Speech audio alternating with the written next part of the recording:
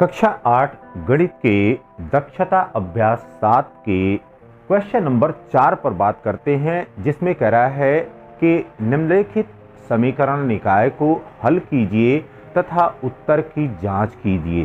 तो यह युगपत समीकरण पर या साइमल्टेनियस इक्वेशन पर आधारित है। बार बार आपको बता रहे हैं कि साइमल्टेनियस इक्वेशन या युगपत समीकरण क्या है। युगपत समीकरण में दो चर होते हैं और दो समीकरण होते हैं, उसमें कुछ प्रतिबंध होते हैं। उन प्रतिबंधों के अंतर्गत इस प्रश्नों को हल किया जाता है।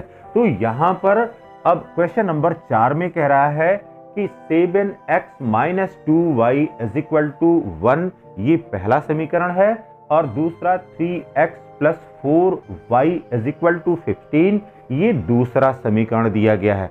तो पहली बात आपको बताया हुआ है कि जब इस तरह के युगपत समीकरण दिए गए हैं तो सबसे पहले चर के गुणांकों को देखते हैं। यहाँ पर x का गुणांक 7 है और यहाँ पर x का गुणांक 3 है, तो यह दोनों अभी समान नहीं है। अब देखिए, यहाँ पर y का गुणांक -2 है और यहाँ पर y का गुणांक जो है +4 है। अब यहाँ पर देखिए बेटा, यहाँ पर अगर इस समीकरण के समस्त पदों में हमने 2 से गुणा कर दिया तो 2 से गुणा करने पर यह y का गुणांक जो है इसके गुणांक के बराबर हो जाएगा और चिन्ह विपरीत हो जाएगा। साथ ही जोड़ने पर बड़े आसानी से एलिमिनेशन की प्रक्रिया हो जाएगी।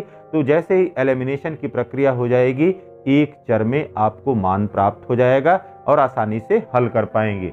तो सबसे पहले समीकरण 1 में 2 से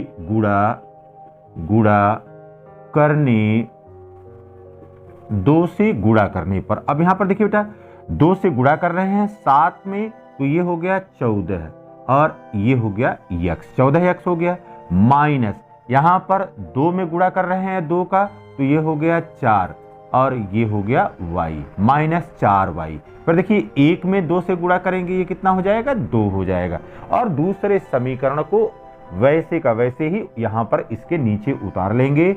यहां पर हो गया 3x + 4y = यहां पर हो गया 15।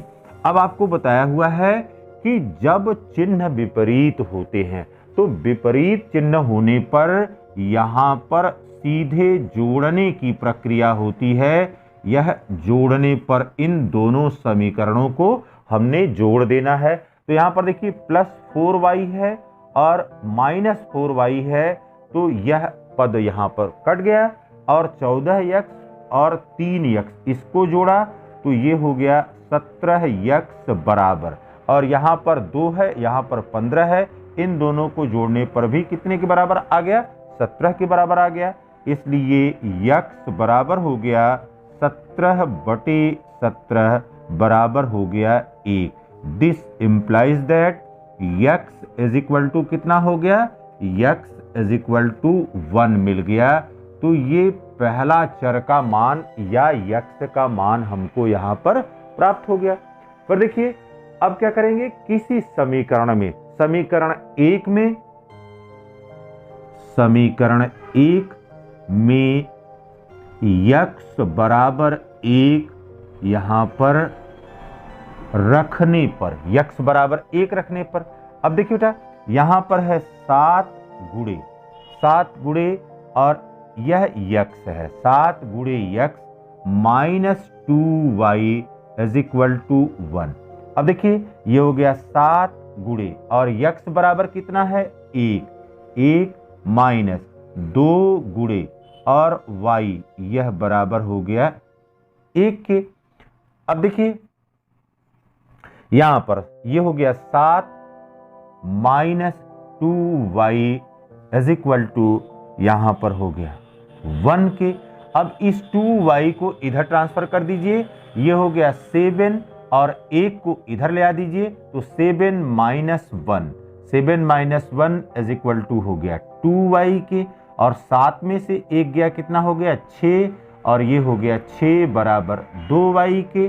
दिस इम्प्लाइज दैट y = 6/2 और यह बराबर कितने के हो गया, 3 के। This implies that y is equal to यहां पर 3 मिल गया। तो y का मान हमको कितना मिल गया, 3 मिल गया। अब यहां पर हमारा परिणाम क्या हो गया, आंसर क्या हो गया, यहां पर x बराबर 1 और y बराबर 3, यह जो चर है उस चर का मान हमने प्राप्त कर लिया। फिर कह रहा है कि उत्तर की जांच कीजिए। उत्तर की जांच हमको करना है, तो उत्तर की जांच करने के लिए क्या करना पड़ेगा, किसी भी समीकरण का लेफ्ट हैंड साइड ले रहे हैं। यहां पर देखिए, यहां पर किसी भी समीकरण का लेफ्ट हैंड साइड ले रहे हैं। समीकरण 1 से इसका लेफ्ट हैंड साइड यह बराबर यहां पर दिया गया है 7x - 2y, 7x - 2y। अब ये देखिए बेटा, यहां पर 7 गुणे और x बराबर कितना है 1 माइनस, फिर 2 गुणे और y बराबर कितना है 3, तो 7 गुणे 1 बराबर 7 हो गया, फिर 2 गुणे 3, यह 2 3 6 हो गया, 7 में से 6 गया, कितना हो गया 1, और यह किसके बराबर हो गया, यह राइट हैंड साइड के बराबर हो गया। तो इस प्रकार से हम यहाँ पर चर x और y का मान निकालेंगे और किसी समीकरण में मान को रखते हुए उत्तर की जांच कर लेंगे। यदि लेफ्ट हैंड साइड में चर के मान रखने पर राइट हैंड साइड के बराबर आता है तो हमारा परिणाम सर्वथा उचित है।